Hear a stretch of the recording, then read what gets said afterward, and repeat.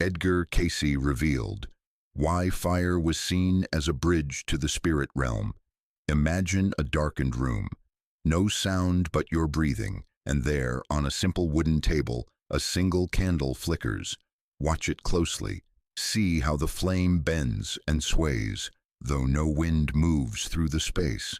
Ancient mystics claimed that fire doesn't just burn. They said it watches. They said it remembers.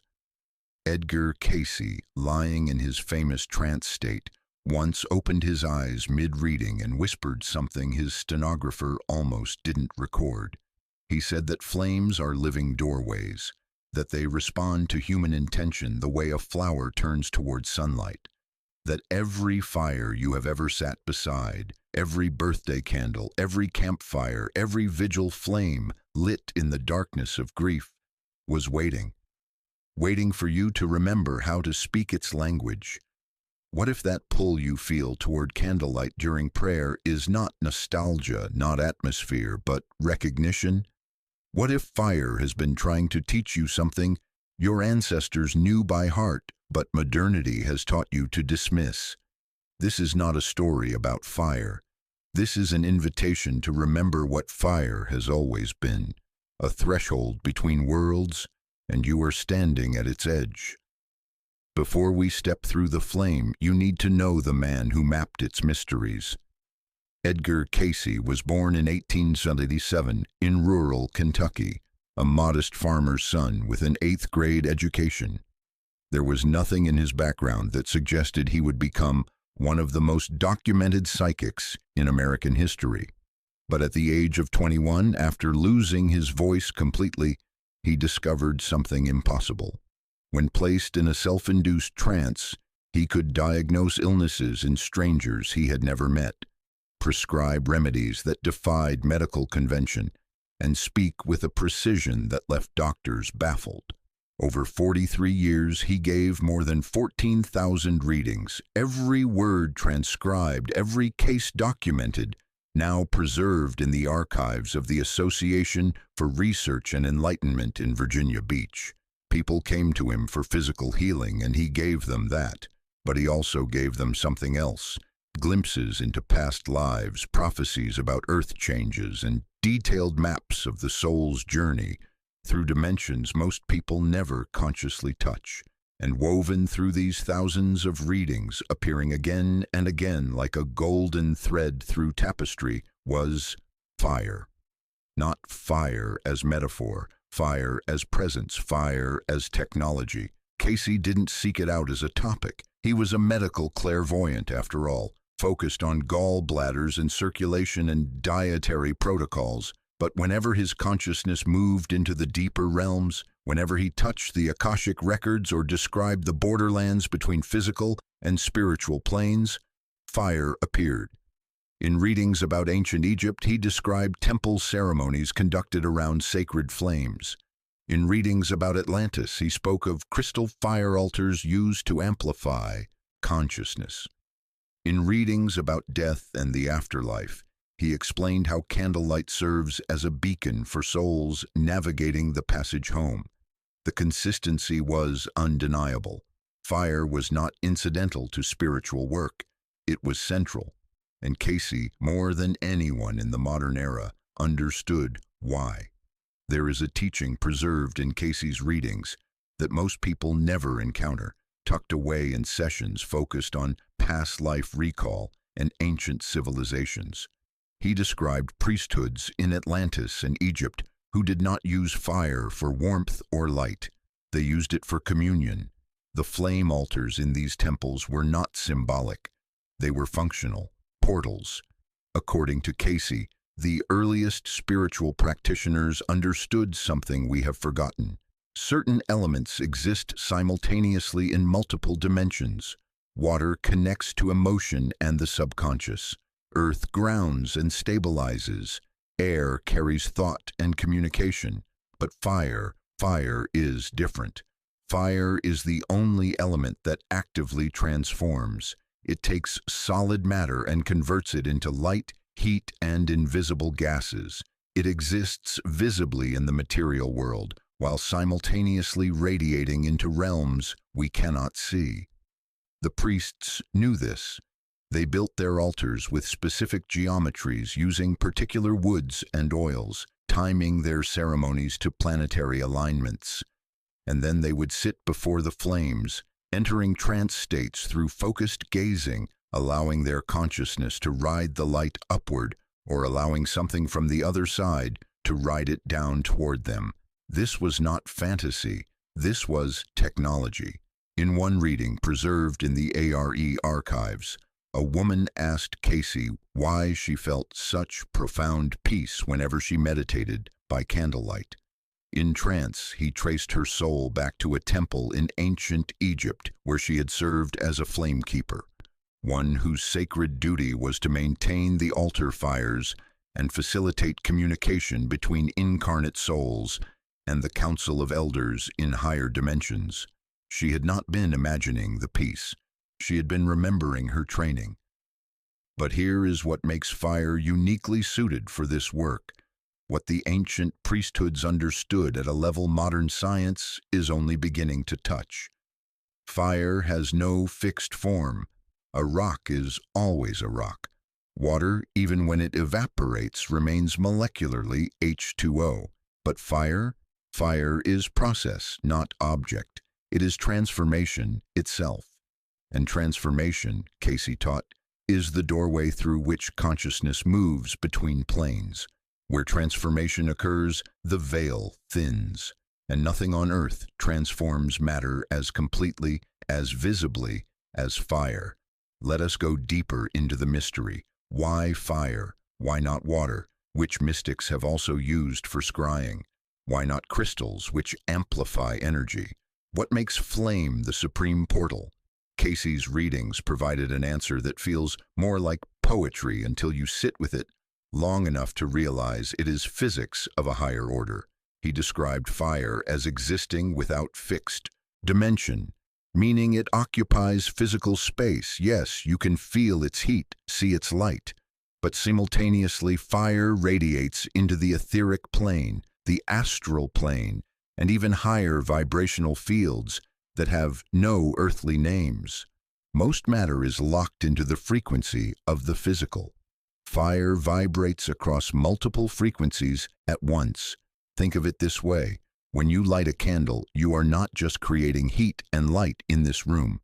You are creating a beacon that shines into realms where disincarnate souls reside, where thought forms take shape, where angelic intelligences perceive reality in ways utterly unlike your waking consciousness. To them, your candle flame is not a tiny flicker.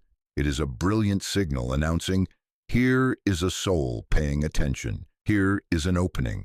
Cayce explained this using the language of vibration. He said that physical matter vibrates slowly, densely. Spiritual matter, if we can even call it matter, vibrates rapidly, so fast it becomes invisible to physical senses. Fire is the meeting point. It vibrates fast enough to touch the spiritual, slow enough to remain visible to the physical. It is the hinge between worlds. But there is more. Fire consumes. It devours what it touches, leaving only ash and essence. Cayce taught that this is precisely the action of spiritual purification. When you bring something into the presence of sacred flame, whether an actual object you are releasing or an energetic burden you carry, the fire does to it what it does to wood. It burns away the dense, the unnecessary, the no longer serving, leaving only what is true. This is not destruction.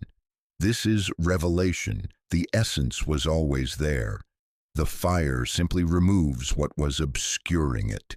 And so the ancient priests sat before their flames, not to worship fire, but to participate in what fire does naturally. They brought their heavy thoughts, their karmic residue, their questions too vast for words, and they fed it all into the fire's transformative presence, trusting that what returned to them through the light would be clarified, purified, true. If fire can cross between realms, carrying matter into light and light into form, what might be crossing back through the flames toward you right now in this very moment? waiting for you to notice? Now we arrive at the revelation that will either open a door in your understanding or ask you to close this video and walk away.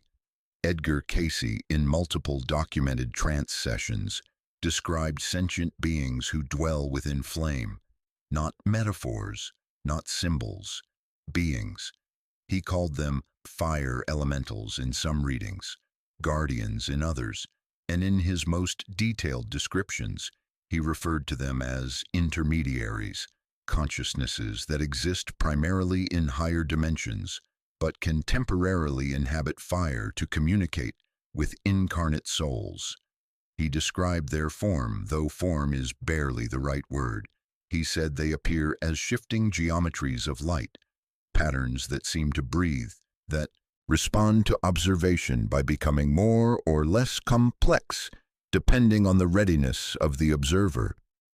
In one session, a man came to Cayce deeply disturbed by an experience during meditation. He had been gazing into his fireplace when the flames suddenly seemed to organize themselves into what he could only describe as a face, not human, not animal, but undeniably aware, undeniably looking back at him. He feared he was losing his sanity. Cayce, in trance, reassured him. What he had seen was real. He had encountered one of the flame guardians, a being whose purpose is to assist souls seeking communion with higher guidance. But the encounter had been premature. The man's spiritual protections were not yet developed enough to hold the frequency safely. This is where Cayce's teachings become both wondrous and cautionary. He confirmed that these beings exist and that they are generally benevolent, aligned with creative forces, serving as messengers between human souls and what he called the Christ consciousness, the universal divine intelligence that permeates all planes. But he also warned that not all entities drawn to flame are of the highest order. The fire opens a door. What comes through that door depends partly on the intention of the one who opened it and partly on their level of spiritual protection. The fire elementals, when encountered by a soul prepared to meet them, do not speak in words. Cayce described their communication as a download of pure knowing, instantaneous transmission of complex understanding that would take hours to articulate in language. They show you what you need to see. They reflect back your own soul's wisdom, amplified and clarified by their presence. They are not separate from you, and yet they are more than you, like older siblings in consciousness, holding a vantage point you will one day inhabit but have not yet reached. Ancient peoples knew them. They built mythologies around them, salamanders, jinn, the dancing spirits of the hearth. We dismissed these as primitive superstition, but Cayce's readings suggest we threw away the map when we decided the territory didn't exist. The beings are still there, still dwelling in every flame, still willing to commune with humans who approach with reverence, preparation, and the humility to admit there is intelligence in this world that does not require a body to be real. If fire is a portal, and if beings dwell within it ready to assist, then how do we work with it safely, intentionally, and with respect for its power? Cayce's readings provided a framework, 4 sacred functions that fire serves when wielded consciously by a prepared soul. The first function is purification. This is the most widely known, appearing in nearly every spiritual tradition. You bring something to the fire, a written list of regrets, a photograph of a relationship that must be released, even just the mental image of a burden you have carried too long, and you offer it to the flame. Cayce taught that fire consumes not just the physical object, but the energetic imprint attached to it. The act of burning becomes a declaration. I release this. I trust the universe to transform what I can no longer carry. And because fire transmutes matter into light, what you release does not simply disappear. It is returned to the field of pure potential, available to be reshaped into something new. Purification is not loss, it is liberation. The second function is invocation. Here, fire serves as a signal fire, a beacon lit to call forth guidance. Cayce instructed seekers to light candles when petitioning for help from deceased loved ones, spirit guides, or higher aspects of their own soul. Why? Because souls navigating the borderlands after death orient toward light. They are drawn to it the way a ship at sea is drawn to a lighthouse. When you light a candle with clear intention, saying aloud or in your heart, "I call upon the presence of," you are not performing superstition. You are broadcasting a frequency. You are making it easier for those on the other side to find you, to draw close, to offer the comfort or counsel you seek. The third function is illumination. Not physical light, though that is part of it, but spiritual insight. Cayce described a practice he called flame contemplation, where one sits before a candle, softens the gaze, and poses a question to the fire. Not aloud, necessarily. The fire hears thought. You ask, and then you wait. You watch how the flame moves. You notice what arises in your mind. Images, memories, sudden clarity about a situation you had been avoiding. The fire, Cayce taught, acts as a mirror for your own inner knowing, reflecting back what your conscious mind has been too busy or too afraid to see. The fourth function is transformation. This is deeper than purification. Purification releases what no longer serves. Transformation accelerates the soul's evolution through karmic patterns that might otherwise take lifetimes to clear. Cayce spoke of souls who, through disciplined fire meditation, were able to burn through old contracts, ancestral wounds, and past life traumas in a matter of months or years rather than incarnations. The fire, when worked with at this level, becomes an alchemical crucible. You step into its presence not to be comfortable, but to be refined. And if you can hold steady in that heat, you emerge fundamentally changed. But there is a fifth function. Cayce hinted at it only in his later readings, and always with the caveat that it should not be approached lightly. He said that advanced practitioners could use fire to access future timelines, to commune not just with the past or the spirit world, but with the version of themselves already healed, already awakened. I will return to this. But first, there are warnings that must be spoken plainly. To work with fire as a spiritual tool is to work with power, and power without preparation is dangerous. Cayce did not sugarcoat this. His readings contain multiple cases where individuals, eager to experience the mystical, rushed into fire-gazing or open flame rituals without proper grounding, protection, or intention, and suffered consequences. One woman came to him after weeks of practicing flame meditation alone in her home. She had read about ancient fire ceremonies and decided to recreate one without guidance. At first, she felt exhilarated, reporting vivid visions and a sense of expanded consciousness. But within days, she began experiencing panic attacks, intrusive thoughts, and the overwhelming sensation of being watched by something hostile. In trance, Cayce explained what had happened. She had opened a doorway through the fire, but she had done so without spiritual armor. Lower astral entities, beings that exist in dimensions close to the physical plane but are not aligned with higher wisdom, had noticed the opening and attached themselves to her energy field. This is not meant to frighten you away from firework. It is meant to ensure you approach it with the respect it deserves. Cayce was clear. Fire amplifies. If you come to it with clear intention, humility, and alignment with divine will, fire amplifies that.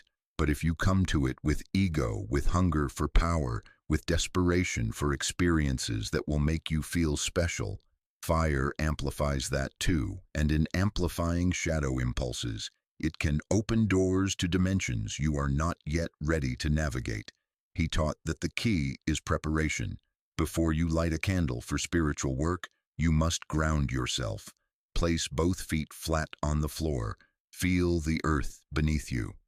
Cayce recommended a simple prayer, not elaborate ritual, but sincere words asking for protection and guidance from the highest available sources. He often suggested invoking the Christ consciousness, not as religious dogma, but as the universal pattern of divine love that repels all lower influences. He also warned about premature awakening. The veil between worlds is meant to be semi-permeable for good reason. If it thins too quickly, before your nervous system, energy body, and psychological structures are ready, you can become destabilized. You can begin seeing, feeling, and knowing things without the context to integrate them safely. Fire has a way of speeding up spiritual development. This can be a gift or a crisis, depending on whether you have the support and discipline to hold what opens. If you feel called to work with fire, begin small. Begin with reverence. And if anything feels off, if the flame suddenly feels heavy rather than light, if you sense presence that makes you uncomfortable rather than peaceful, trust that instinct. Close the session. Ground yourself. Seek guidance from someone more experienced. Fire will still be there when you are ready. It has been waiting for millennia. It can wait a little longer. Let us step away from the esoteric for a moment and into the practical, because Cayce's teachings about fire were not only mystical, they were medical. In hundreds of readings, he prescribed fire-based remedies for physical ailments, demonstrating that his understanding of flame extended into the realm of cellular healing. One of his most frequent recommendations was the use of infrared lamps. Long before modern medicine validated red light therapy, Cayce was instructing patients to expose arthritic joints, injured muscles, and inflamed tissues to concentrated infrared heat. He explained that the body is sustained by what he called life force, a subtle energy that flows through channels similar to but not identical with the bloodstream. When injury or illness occurs, that flow becomes blocked, stagnant, frozen. Heat, properly applied, thaws the blockage. It restores circulation not just of blood, but of the vital energy that animates all living tissue. In one documented case, a woman suffering from chronic lower back pain that had resisted all conventional treatments came to Cayce in desperation. In trance, he prescribed daily sessions with an infrared lamp, focusing the heat directly on the affected area, while visualizing, and this was crucial, golden light penetrating the tissue and dissolving the crystallized pain. The physical heat, combined with the mental visualization, created what Cayce called a cooperative healing, the body and the soul working in tandem to release what the body alone could not budge. Within weeks, her pain diminished significantly, but Cayce's fire healing went beyond external application. He taught that humans carry an inner flame, a spiritual fire located, he said, in the solar plexus and corresponding to what Eastern traditions call the Manipura chakra. This inner fire is the seat of personal will, vitality, and the body's ability to regenerate itself. When dimmed by grief, fear, or prolonged illness, the body's healing intelligence slows. Cayce instructed patients to spend time each day visualizing this inner flame growing brighter, burning away cellular debris, reigniting the intelligence of each organ. He also gave dietary guidance based on what he called fire element foods, substances that carry solar energy and stimulate warmth within the system. Ginger, cayenne, turmeric, garlic, not as supplements in a pill, but as whole foods consumed with intention. He described certain fruits, particularly those ripened in strong sunlight, as carrying encoded light that the body recognizes and uses to rebuild vitality. What emerges from these readings is a vision of the human body as a kind of sacred flame itself, a slow burn of consciousness held within flesh, sustained by breath and nourishment, capable of extraordinary self-repair when given the right conditions. Physical illness, in Cayce's view, was often frozen fire, life force that had stopped circulating. Healing meant reintroducing warmth, movement, light, not forcing, not attacking the disease, but gently, patiently, lovingly coaxing the inner flame back to full brightness. Now we return to the mystery, to the function of fire that touches the rawest human wound, grief. Edgar Cayce, across hundreds of readings for families who had lost loved ones, described candle flames as beacons visible from the other side. He taught that when you light a candle for someone who has died, you are not engaging in empty ritual. You are creating a meeting point, a place where their consciousness, navigating dimensions that no longer operate by physical rules, can orient toward your presence and draw near. There is a documented case that still brings me to stillness when I read it. A mother came to Cayce 6 months after her young daughter had died in an accident. The grief was unbearable, shattering, the kind that makes you question whether you can survive another hour, let alone another year. She asked Cayce if her daughter still existed somewhere, if she was safe, if there was any way to feel her presence again. In trance, Cayce's voice softened. He described the daughter as thriving in a dimension of light and learning, surrounded by guides who were helping her adjust to the non-physical state. But he also said this: the child feels her mother's grief, feels it as a heavy chain pulling at her, making it harder for her to move forward. What would help both of them, he said, was a practice. Each evening at the same time, the mother should light a candle. She should sit before it, speak to her daughter as if she were in the room, and then, this was the hardest part, she should release her into the light, not forget her. Release her with love, trusting that their bond was eternal and that clinging would only prolong both their suffering. The mother followed his guidance. For weeks, nothing seemed to change. But then one night, as she sat before the candle speaking softly, she felt a warmth on her shoulder, a presence unmistakable, undeniable. No voice, no apparition, just the absolute knowing that her daughter was there, listening, and that everything would be all right. The grief did not vanish, but something shifted. She could breathe again. Cayce explained that candlelight creates a kind of homing signal. Souls recently crossed over, still learning to navigate the borderlands, can perceive it as a glowing thread, connecting them back to the people they loved. If you have ever felt drawn to light a candle during a moment of deep loss, if you have sat in the presence of that small flame and felt something shift in the air around you, that was not imagination. That was ancient knowing surfacing through your grief. That was your soul remembering what to do. This practice is not about holding the dead here.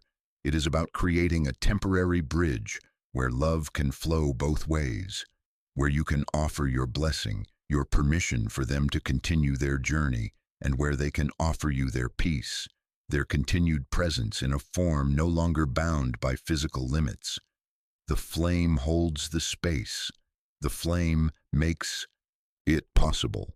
And when you are ready, when the time feels right, you blow out the candle and trust that the connection remains, even in darkness, even without the visible light. There is a teaching in Cayce's readings that reframes suffering in a way that, if you can truly absorb it, changes everything. He taught that the patterns we repeat, the relationships that end the same way every time, the self-sabotage that appears just as we are about to succeed, the chronic ailments that resist all treatment, these are not random. They are karmic fuel. They are the accumulated residue of choices made across lifetimes, patterns so deeply grooved into the soul's structure that they have become automatic. But here is the revelation. You can burn through them. Not by avoiding the pain, not by numbing yourself or pretending it isn't there, but by consciously choosing to let the pain become alchemical fire. Cayce described this as spiritual combustion, the moment when you stop resisting your struggle and instead offer it up, saying, "Let this refine me. Let this burn away what I no longer need to carry." In one reading, a man came to Cayce, tormented by a recurring pattern of betrayal in partnerships. Every business venture, every close friendship, every romantic relationship ended with someone he trusted turning against him. He wanted to know why he kept attracting such people. Cayce's reading traced the pattern back to multiple past lives where the man himself had been the betrayer, breaking trust for personal gain, abandoning those who depended on him. The people he was encountering now were souls with whom he had unfinished karmic business, and the pattern would continue until he stopped asking why it was happening to him and started asking what he was meant to learn through it. Cayce instructed him to engage in a practice he called fire transmutation. Each time the pain of betrayal arose, rather than lashing out or collapsing into victimhood, the man was to sit with a candle, place his hand near the flame, close enough to feel heat but not burn, and visualize the pain as old wood being fed into the fire. He was to feel the heat as the soul's refining process, burning away the karmic debt, releasing both himself and those who had wronged him from the endless loop. He was to do this until the grief transformed into gratitude. Gratitude for the lesson, for the opportunity to finally close this chapter. It took months. There were nights of weeping, nights of rage, nights where the practice felt utterly pointless. But gradually, something shifted. The betrayals stopped arriving, not because external circumstances changed, but because the internal pattern had been consumed. The fuel was gone. There was nothing left to burn. This is what Cayce meant by karmic fire. Your struggles are not punishments handed down by a cruel universe. They are the raw material of your own spiritual forging. And if you can find the courage to stop running from the heat, to sit in it consciously, to offer it as sacred fuel, you will emerge not destroyed, but purified, not diminished, but distilled down to your truest essence. You are ready now, or nearly ready, to hear the architecture of Cayce's fire meditation, not a full hypnotic script, but the framework within which the practice lives. This is for those genuinely seeking guidance, not entertainment. If you feel called, you will know. If you do not, honor that. Firework is not for everyone in this moment. Cayce recommended specific conditions, twilight hours when the veil between day and night naturally thins, natural beeswax candles free from synthetic chemicals that can interfere with subtle energies, a posture that is grounded, feet flat on the floor, spine straight but not rigid, hands resting open on the lap, and most importantly, intention. Before lighting the flame, you speak aloud or in your heart exactly why you are entering this space. Are you seeking clarity on a specific question? Are you inviting communion with a guide or loved one? Are you simply opening yourself to whatever your soul most needs to hear? The practice itself unfolds in 3 phases. The first is settling. You light the candle and simply breathe. No questions yet, no seeking, just being with the flame, watching how it moves, allowing your nervous system to remember that fire is not threat, but teacher. This can take several minutes or longer if you are new to the practice. You will know you are settled when your breathing slows naturally and the room begins to feel different, quieter, somehow more spacious. The second phase is inquiring. Now you bring your question or intention into focus. You hold it gently in your awareness while gazing softly at the flame. You are not staring, not forcing. You are inviting, and then you wait. Cayce taught that the flame will respond, not with words, but with shifts in light, with images that arise in your mind's eye, with sudden knowing that feels like remembering rather than discovering. Sometimes the flame will seem to dance in rhythm with your breath. Sometimes it will grow still, preternaturally calm. These are not coincidences, these are communications. The third phase is receiving. This is the hardest because it requires surrendering control. You may receive exactly what you asked for, or you may receive something entirely different, something your soul needs more than what your conscious mind thought it wanted. You may see visions of past lives, future possibilities, or symbolic imagery that takes days to decode. You may simply feel a wave of peace or a release of tension you didn't know you were holding. Whatever comes, you honor it, you thank the flame, and you close the session with a simple declaration. I release this space back to the light. May all that entered here depart in peace. Cayce emphasized that fire meditation is not a one-time event. It is a relationship cultivated over time. The flame learns your frequency. You learn its language. And gradually, the boundary between you and the wisdom you seek becomes less defined. You realize you were never asking questions to something outside yourself. You were asking them to the part of you that exists beyond the veil, the part that has always known the answers and was simply waiting for you to light a candle and listen. Perhaps you are not the one sitting before the flame. Perhaps you are the one who loves someone who does. A partner, a child, a friend who has become absorbed in fire rituals, meditation practices, and spiritual exploration that you do not fully understand. You worry. You wonder if they are losing their grip on reality, if they are escaping rather than facing their problems. This chapter is for you. Edgar Cayce taught that witnesses to awakening hold a sacred role. You are the stabilizers. While your loved one travels into dimensions of consciousness you may never directly experience, you are the one holding space in the physical world, keeping routines intact, offering gentle presence, reminding them that the body still needs food and the bills still need paying. This is not a lesser role. It is essential. Without you, seekers can become untethered, floating too far into the mystical and forgetting how to function in the everyday. But Cayce also cautioned against trying to pull them back prematurely. Souls who are called into deep spiritual work are often processing grief, ancestral wounds, or karmic contracts that are invisible to external observation. What looks like avoidance from the outside may actually be the hardest work they have ever done. What looks like obsession with candles and meditation may be their soul's desperate attempt to heal fractures that span multiple lifetimes. How do you support without enabling? How do you care without smothering? Cayce offered this guidance. Ask questions instead of giving advice. What are you learning from this practice? How does it make you feel? What do you need from me right now?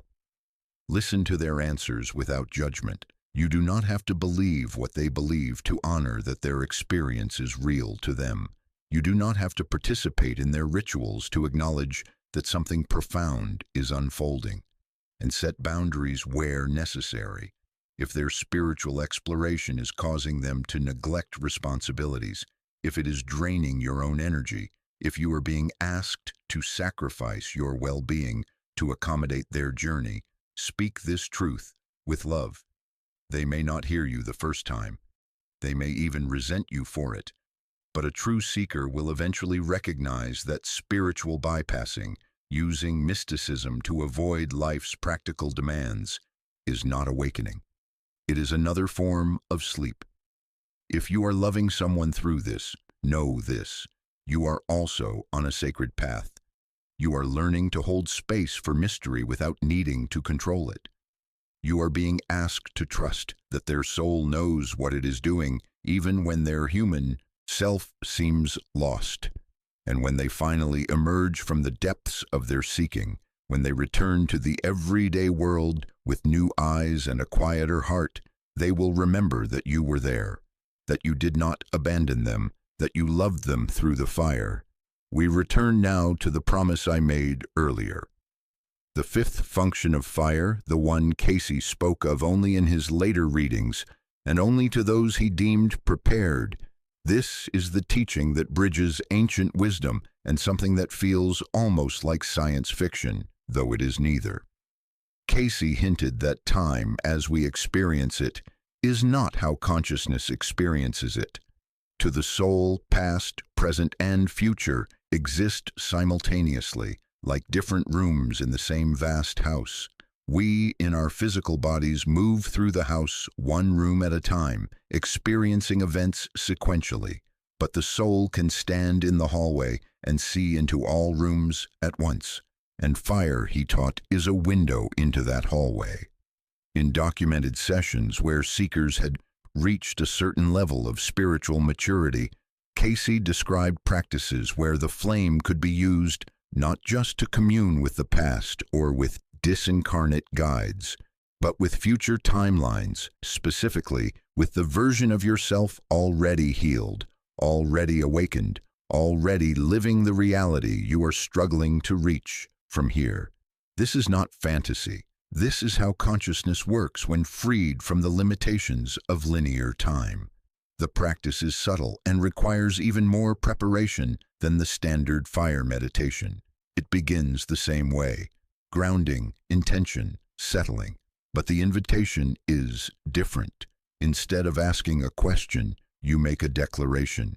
I call upon the highest version of myself, the me who has already walked this path and emerged whole. I ask to receive guidance, comfort, or clarity from the one I am becoming. And then you wait. Not for visions of futuristic settings or dramatic revelations. You wait for a feeling, a sense of being held by something wiser than your current self. Sometimes people report seeing a flicker of their own face in the flame, but older, calmer, radiating a peace they do not yet possess. Others simply feel a warmth in their chest, an inexplicable knowing that they are going to be okay. Not because life will be easy, but because they will be strong enough to meet whatever comes. Cayce explained that this form of communion serves two purposes. First, it provides guidance from a source that is intimately familiar with your specific soul's journey, not a generic angel or guide, but literally you reaching backward through time to help your present self navigate the path forward.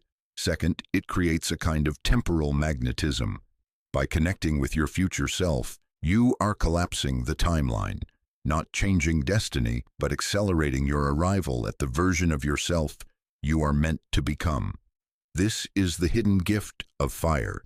It is not just a portal to the past, to ancestors and previous incarnations. It is a bridge to your own potential, already realized in dimensions where time moves differently. And if you can sit with that flame, hold steady in that frequency, and trust what you receive, you are not just receiving wisdom, you are receiving yourself. All threads gather here at this final threshold. You have walked with me through history and mystery, through warnings and wonders, through the practical and the impossible. You have heard what Edgar Cayce, in his deepest trances, saw when he looked at fire. Not mere element, but living technology, portal, mirror, teacher, and friend. The question now is not whether you believe it. The question is what you will do with this knowing. Fire's ultimate teaching is presence.